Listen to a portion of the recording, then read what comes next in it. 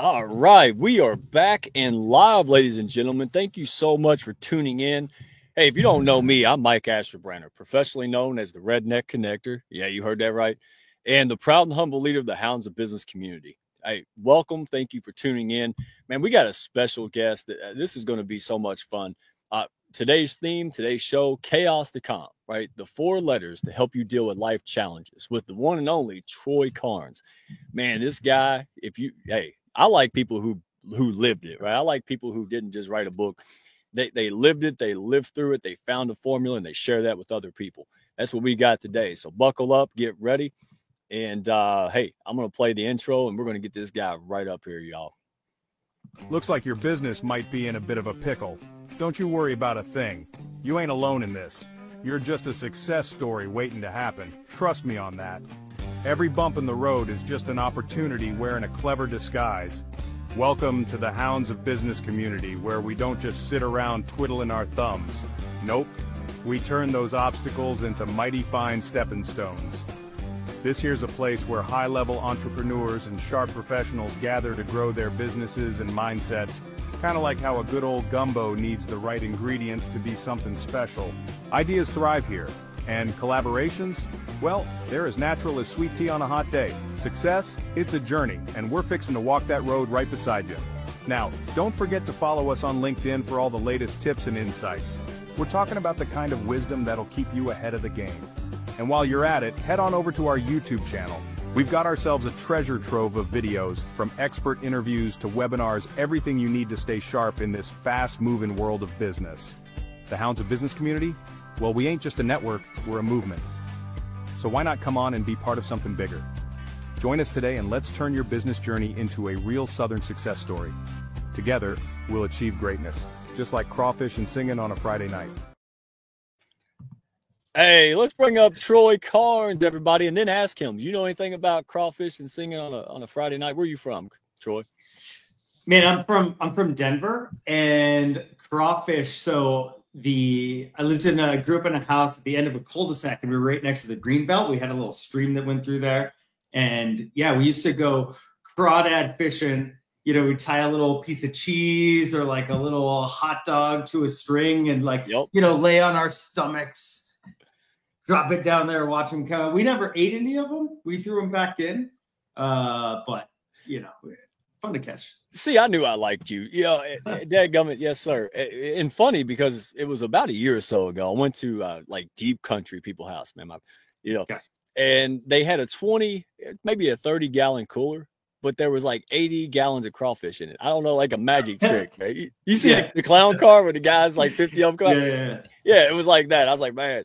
So anyway, brother, welcome, man. I'm so excited to share your story. Very similar, and it's kind of like, my story is similar, but yours is like to the 10th power, man. And we're not the only ones out there, struggling. It's the human condition, right? So let's start off with this. I want people to know where you came from and kind of who you are.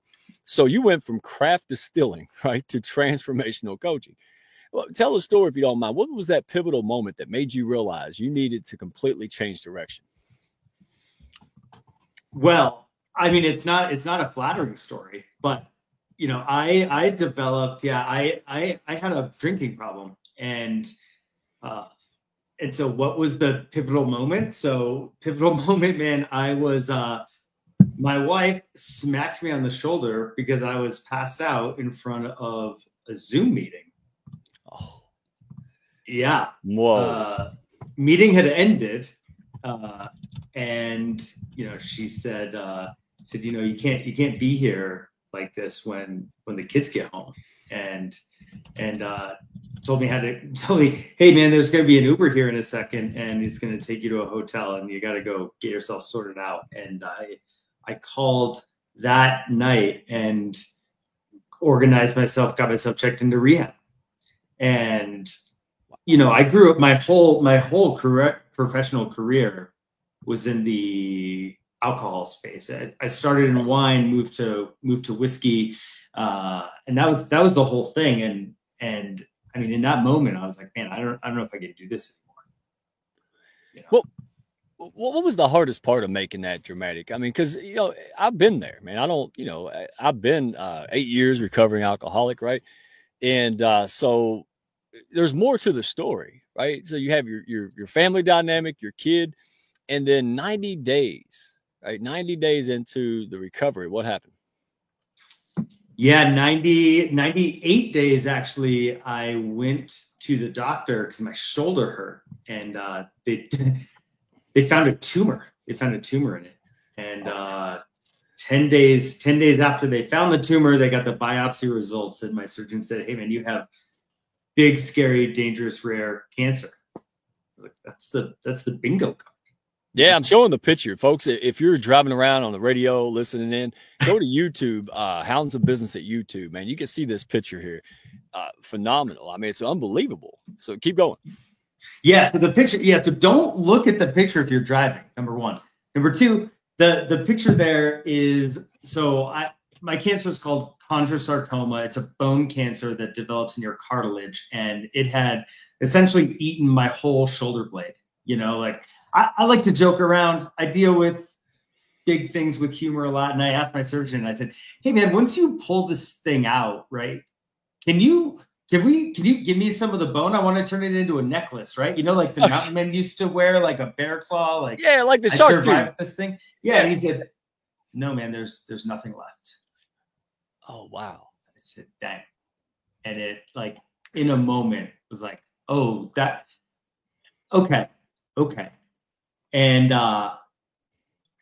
he said the other thing is, like, people don't get their shoulder blades removed, right? If it's a hip, he said, new hips are on the shelf at Amazon, but this one, if we're gonna put in like a prosthetic, it has to get custom made. And so I'll describe it for the people driving, but it looks a little bit like a tennis racket or like a lacrosse stick, the head of a lacrosse stick. It's got this webbing in it, and so the deal is your shoulder blade sits between these two muscles, right? And so this implant is sewn into the middle of those two things. And then I had to get my joint removed as well. So it's, there's a metal rod shoved halfway down the top of my arm. And yeah, it's pretty gnarly. Wow, pretty gnarly. Man.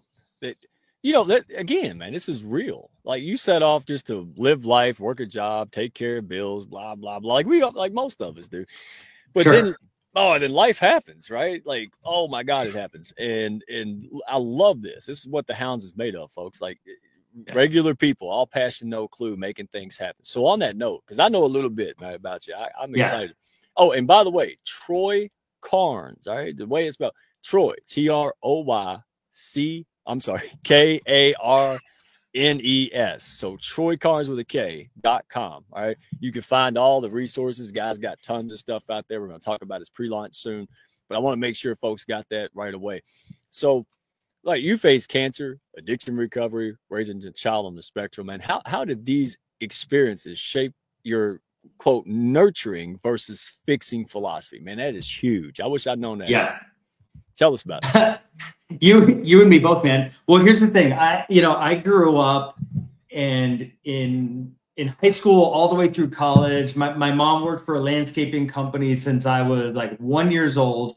It was my first job, and I did every job there, but pretty blue collar. And I grew up where it's like, you got to fix everything, right? Everything is fixable. And not only that, I'm the guy to fix it. And not only that, like, I'm not going to ask for your help because I don't want to burden you. That's the country way. I don't want to feel weak. Like, Denver isn't the country, but that's kind of, how I grew up. And then you run into some problems, or at least I ran into some problems that do not have solutions. And if you asked me, 5 years ago, even, I would have told you impossible. Every problem has a solution, right? And then I found ones that don't, right? I found things that I'm going to live with for the rest of my life, no matter what I do.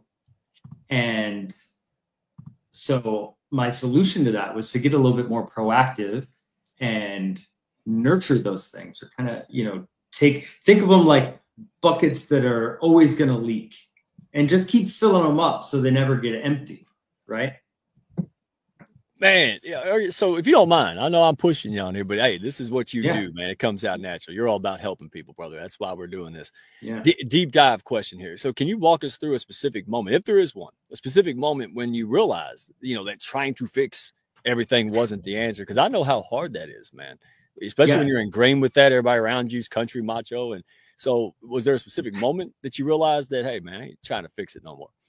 Yeah. So I'm in my treatment for my substance abuse, right? And the stats are not very good, right?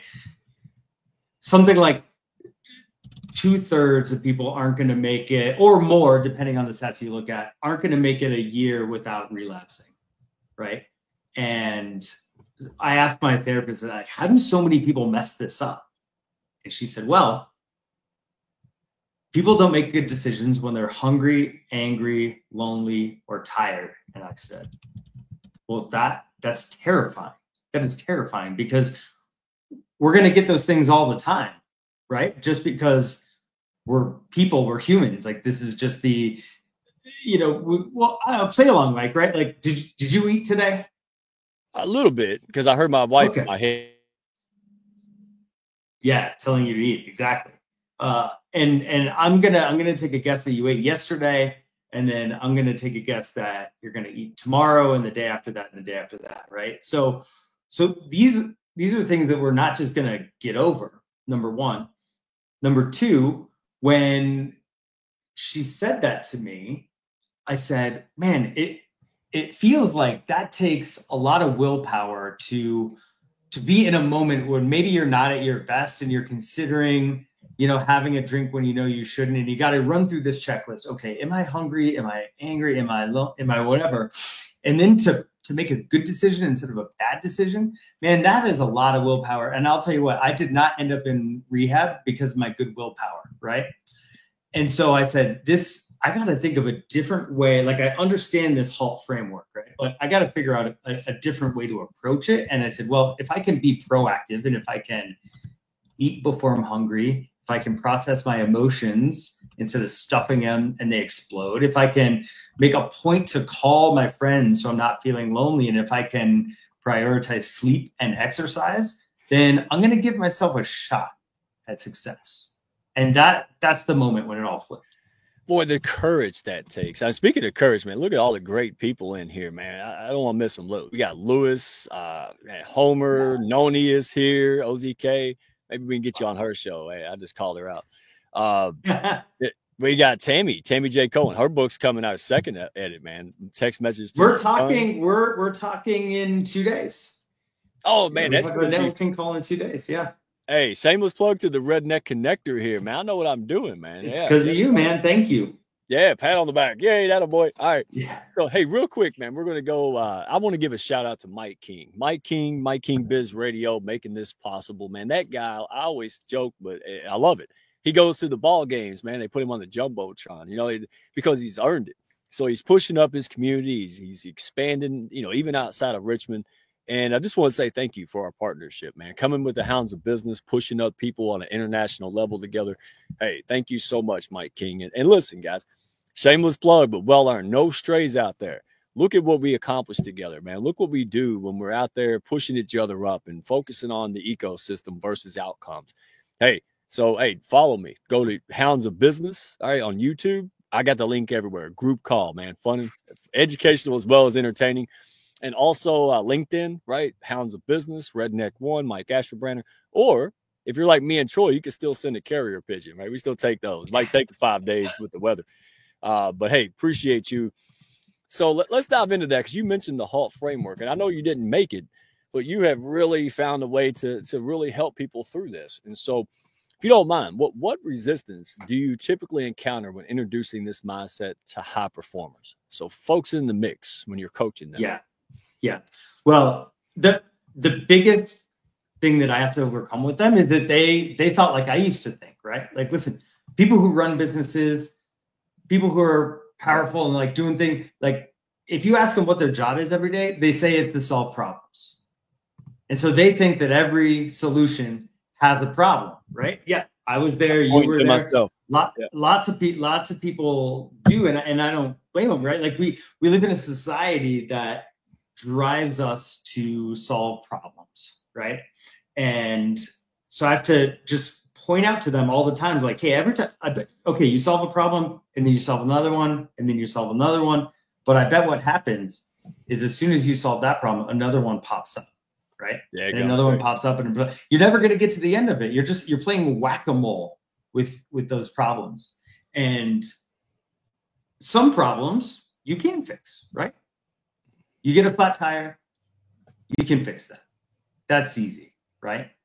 But when I started to think about the biggest issues in my life, they kind of fall into a couple categories, right? And this is when I figured out why the HALT matrix is so powerful. And I call it a matrix because I put it on a graph. And it goes like this. Most of your problems are either going to be physical or emotional, right? Or they're going to be internal or external, or you could think personal or social, right? And so if you put those on a graph, you end up getting a HALT, right? Like if you are thinking about problems that are physical and internal, it's hard to think of something more physical and internal than being hungry, right? That is an internal physical feeling that we've all had. I'm hangry. And that's when you move to the other side, right? When you are emotional and internal, right? Those are your inside emotions. That's angry as a stand-in for that, but all of your emotions apply there. You drop down to emotional, but external or social, and now you're lonely. That's all your relationships. Okay. And then if you go over one more, physical and external, think about like your muscles, your energy, right? So HALT fits perfectly.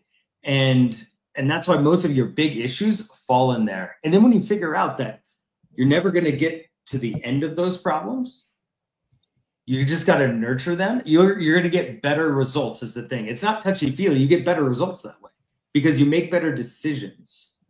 Bingo. And you make them from an inner place. See, I've been through this hard journey. I wish I had a guy like you, man. Seriously, like you failed more times than people tried, and that's why you do what you do. Nobody wants to go through this needless suffering and internal turmoil. You know, come on. Like you have a gift. You have a story. You have an impact to make in this world. But don't stay stuck. Go find people like Troy, right? I've had people like April Wyatt's here, right? Living with Intention, breath work, man. Yeah, dude, all kind of great folks that, you know, that's why we do these shows, not just to talk and get things out there or sell books, man. We are here to provide value, man. We know you've been there, done that, right? Through our ecosystem, right? I've been able to learn from you, watch you. You know, this is what makes it special, man. So let me go because, I told you 30 minutes goes too fast. Yeah. So before we jump into the book, because I'm super excited about this. This is to me, more like a guide, like a manual, right? Like you can read it straight through, but man, you know, I like to go through and go, okay, I'm struggling with this. Go find it in the book, right? So real world example. All right, can you share a recent situation where the HALT prevented you from making another major mistake, right? Like, or maybe it's a story of a client or a friend. Yeah, where the HALT framework worked out. Yeah, absolutely. So as I started sharing my story with people, what happens is you get other people who come in who are struggling and say, "Oh man, hey, can you help me out?" And I've had, more people than I can count off the top of my head in the last year. So I'm calling because they got their own cancer diagnosis, right? Oh, yeah. And the very first thing that I do is I ask them how they're eating, right? And it's not just cancer. I mean, I have a couple of good friends who have called me because they are reconsidering their relationship with alcohol. And I tell them the first thing, I'm like, how are you eating? How are you eating? Because what goes on your plate ends up in your brain, right? And the ones who I get hopeful for tell me that they're paying attention to that. And the ones that I start to worry about say, they start to just go into, like garbage food, comfort food, whatever it is, Cookie Monster right here, Troy. Woo, yesterday, God. Yeah. I mean, and it happens to me too, right? Like here's an example, and here's when I figured out that I really needed to change some things, right? So at the peak of my addiction, I was, I went to bed way after everybody else in my house because I had to stay up to decompress, have a cocktail or 4, right? Yep. Okay. So I stopped drinking. I get a cancer diagnosis, incredibly stressful, right? And normally I would have gone for cocktails, but that's now off the table, right? So what did I do instead? At the end of the day, I start decompressing with a scoop of ice cream or 4, right? And before I know it, I'm 20 pounds heavier, and like, I stood on the scale and I was like, this thing's broken, right? So here's what I did. I stepped off the scale and then I stepped on just a little softer. Like that was going to make a difference. Yeah, moonwalk. Hey, anybody else relate? Look, April's like, yep, I'm feeling you. Yeah, dude, we all know. Keep going, brother. Yeah. And guess what? The scale wasn't broken. My ability to deal with my stress was broken, right? Yeah. And that's when I started to really hone in on all of this and really buckle down. And yeah, I mean, I lost 50 pounds. I'm processing my emotions better. I'm a better husband, a better father, a better friend, and have more energy. It's pretty remarkable. Yeah, it is. But look, I'm going to say this because, there's other guys that grow up, right? Firemen, macho, country. Listen, I always say this, joking, but serious. What's the most manly thing to do, right? After a stressful day or whatnot, kick a stray cat on your way home and treat your family like garbage, or dive into all the stuff that's causing you to be not who you truly are, who you should be, can be. And that's what the calling card of this is, brother. And I appreciate you being so open about it, because we think we're struggling. We're a special kind of broken, or we're not good enough. And I'm telling you, man, other people are just better at hiding it than we are. I'm serious. Awareness, Troy, that's what would you agree with that? It all starts with awareness, and then just a decision, even a weak decision, to make personal responsibility. Listen, it doesn't matter what happened and if I caused it, if I didn't. Hey, I can change it. I could start responding, right? This is freedom. Yeah, it's scary at first, but I don't know how many healthy alcoholics I wasn't, there, but we came out of that, and that's why we're here saying, hey, man, you can do this. Will it be easy? Heck no, it ain't gonna be easy.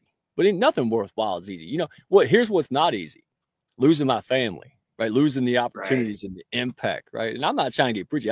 This is why I love you up here, because we get it, and we're just here to, that's why you're writing this book, right? Not because you're some book writing guy. You just said, hey, how do I get this out to the masses? How do I get this in the more hands who need it, man? Families can be restored. Professionals can do better, right?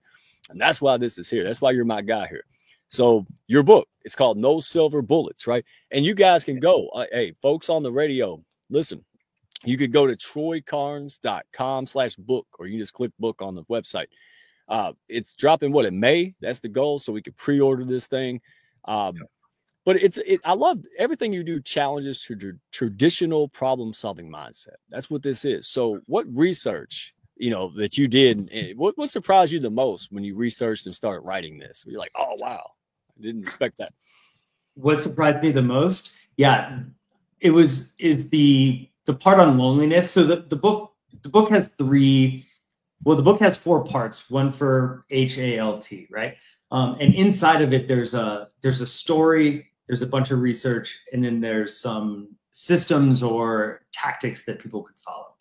Now, the research that blew me away was the research on loneliness. I didn't expect it. I expected powerful research from the dangers of not eating well or not taking care of your mental health or things like that. But the research on loneliness, that blew me away.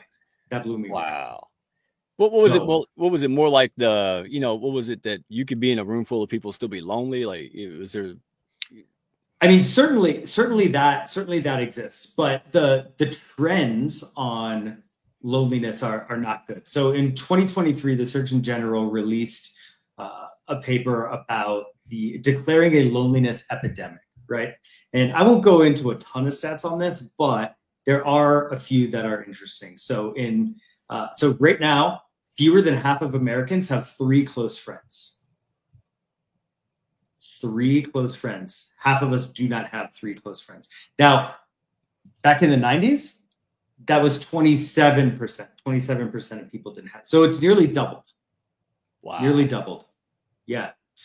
And the ramifications for that aren't just, I feel sad or I feel bummed out, right? The mortality rate increases dramatically. So if you feel lonely, like you don't have as many connections as you'd like to have, your mortality rate goes up 26%.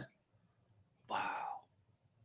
That is a subjective, like how you feel. If you're socially isolated, meaning the number of connections that you can count, this is objective, is low, your mortality rate goes up 29%.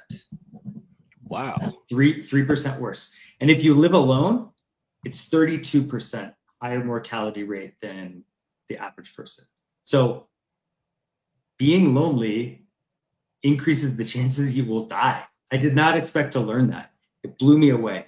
And it made me realize, or I've come to the conclusion now, that it's the most important quadrant of the matrix is the relationship quadrant. Okay, so see, now I can't. How do I get my hands? I won't tell nobody I got it early, Troy. Give it to me. Hey, we got Russ Hedge in the house. Talk about inspiring stories, right? Ah, gosh, that guy. Yeah, Russ is great. Yeah, dude. I'm gonna be on his thing tomorrow. Are you? Oh, wow. Good. Yeah. I'll have to clear on the live experience. Yeah. Tomorrow morning. What a guy, man. I'm talking about, got to give him a shameless plug, man. Russ Hedge, his book, Befuddled. Right? I love the cover, right? And it's a great cover. Man, and this guy, he's the walking New Testament, man. Inspiring character, and he does keynote speaking, marketing. This is what I mean, man. We got so many amazing people. So we only got a few minutes, man, and I got to stop talking. But for our viewers, right? It's on the screen. For the listeners and the people that are here, they're struggling with their own challenges right now, man. What's one paradigm shift you want them to take away? Okay, the paradigm shift is to stop fixing all of your problems, right? Like I don't think your life is broken. I don't think you need to fix your life. I think your life is worth nurturing. And when you flip that mindset and you start doing a little bit for yourself every day, you're going to get better results and make better decisions. Yeah, absolutely, man. It's one decision. Are you going to fail? Yeah, probably. Join the club, but you're failing forward. You're failing upwards. You're taking the bull by let me be careful here. The bull by the horns. Yeah, I modified it. And, it's scary, but, it was that aha moment. I grew up 40 something years old, right? I finally, hit manhood and leadership and, hey, don't go at this alone. Check out TroyCarnes.com. You can find resources, books. A super nice guy, man. You already know. I don't have to say it. We don't push people to do stuff. We just want to be there, plant the seeds. Man. Hey, read the book. Pass it on to your friends, man. If somebody's struggling, right? Amazon it to them, right? Whatever. All right, so last question, man. 1 minute. What's next for Troy? All right, we want to know. What's next? What's on the horizon for Troy Carnes? What's on this is the horizon. So I just turned over this manuscript to my copy editor yesterday, and we're going to do the cover, and we're going to, they're going to get it all polished up and make sure I spelled everything right. And then we're going to print and send it out in the spring. And I'll be doing a handful of events talking about stuff that's in the book, just helping people, helping people to put this system and this process into place so they can make better decisions themselves. And that's the future. Well, Troy, hey, I'm out of time, man. I hate. Of course. Carnes, Karnes, I got it right, .com. LinkedIn, Troy Carnes, and he's everywhere. So thank you so much for being for being open and putting your message out there for people who are struggling inside, man, and then in secret. So no more of that. All right. Thank you, brother. Appreciate having you on. Mike, thank you so much. I really appreciate it, man. Oh, my pleasure. And hey, Mike King. Was that? Yes. I said yes. You got both mics. Yeah. But Mike King, appreciate you, brother. So I'm going to roll this outro. Hey, next week we've got on Sandra Bote. I hope I said that right, man. Y'all are going to love it. So we'll talk soon. Hey, y'all have a good day out there. Hey, Hounds of Business. Thank y'all for stopping by. Be sure to follow, share, and like, and send me a message if you had fun today. Y'all come back now.